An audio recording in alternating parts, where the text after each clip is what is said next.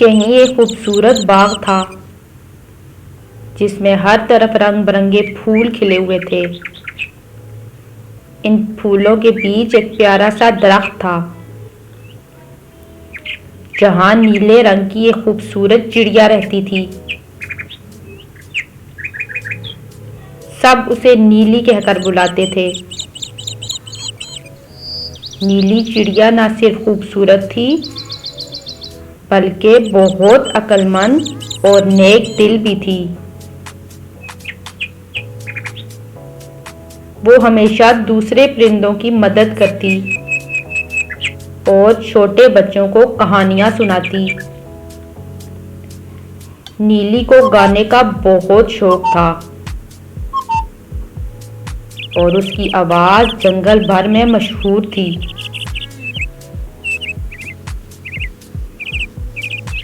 एक दिन जंगल में एक और परिंदा आया, एक रंगीन मोर। वो खूबसूरत तो था लेकिन बहुत गुरूर में रहता था।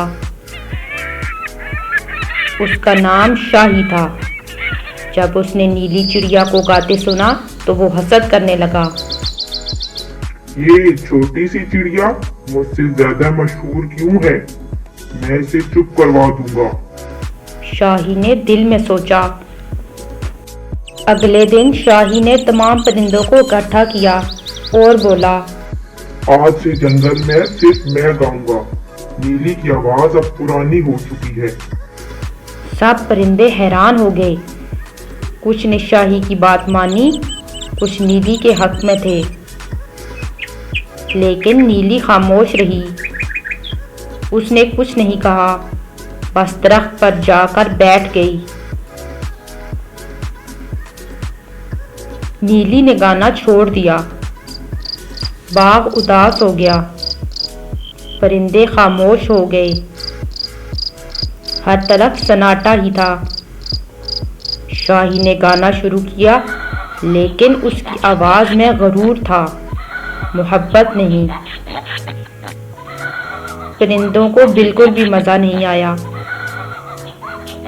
2 दिन बाद एक छोटा बच्चा अपनी माँ के साथ बाग में आया और पूछा, अम्मी, वो खूबसूरत आवाज कहाँ गई?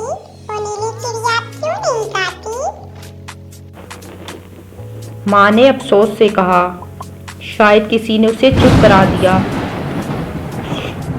ये बात नीली ने सुनी और उसके दिल को दुख हुआ। उसे एहसास हुआ कि उसकी आवाज़ सिर्फ उसकी नहीं बल्कि दूसरों के चेहरों पर मुस्कुराहट लाने का जरिया है। तीसरे दिन सुबह नीली दरख्त पर बैठी और धीरे धीरे से गाना शुरू किया। उसकी आवाज़ पूरे जंगल में गूंजी। परिंदे बच्चे सब खुश हो गए। सब दौड़कर उसे सुनने आ गए, यहाँ तक कि शाही भी चुप होकर नीली की तरफ देखने लगा।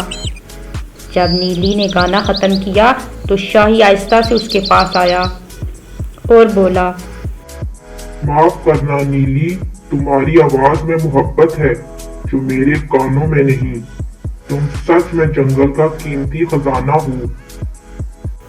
नीली ने मुस्कुरा कर कहा, असल हुस्न दिल में होता है और आवाज का जादू तभी चलता है जब वो दूसरों की खुशी के लिए हो। देखा प्यारे बच्चों, गरूर इंसान को अकेला कर देता है। नए स्टोरीज के लिए हमारे चैनल को सब्सक्राइब और वीडियो को लाइक करें।